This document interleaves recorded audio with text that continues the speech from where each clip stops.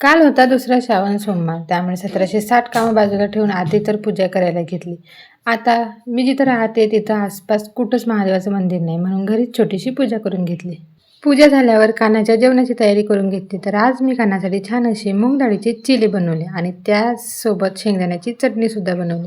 शेंगदाण्याची चटणी आणि चिली कानाला जेवायला दिलं, त्याने खूप आवडीने खाल्ले. नंतर त्याला झोपून दिलं आणि मी माझ्या कामांना लागली. सर्व घरात झाडू मारून घेतल्यानंतर जिना झाडायला घेतला. सर्व जिना झाडून घेतला. आज आहे माझा उपवास. उपवास म्हटलं की एकच गोष्ट आठवते, ते म्हणजे चहा. पण साखरच्या वाढत्या भावामुळे जे चहा लवर आहे त्यांचं कसं होणार, जसं की माझं. आता माझा चहा सुटेल असं मला तर काही वाटत नाही, पण जिथं मी 2 वेळा चहा घ्यायची, आता मन मारून 1 वेळ घ्यावा लागतो. साखरचा भाव कधी कमी होईल देव जाणे. जाऊ द्या, असो, हे तर चालतच राहणार. आता जसं जसं कानाला समजायला लागलं तसं तसं माझ्यासाठी खूप जास्त अवघड होत चालले. संध्याकाळ झाली ना, माझ्या अगोदर त्याला समजते की आता बाहेर जायचं. बाहेर जायसाठी एवढा जास्त हट्ट करतो. त्याला थोडंसं बाहेर घेऊन जातो, जेणेकरून तो थोडासा मोकळा राहणार आणि तो छान मुलांना बघून खेळतो आणि खूप जास्त एन्जॉय करतो. चला मग आजच्यासाठी एवढंच. भेटू उद्याच्या व्हिडिओमध्ये. Bye bye.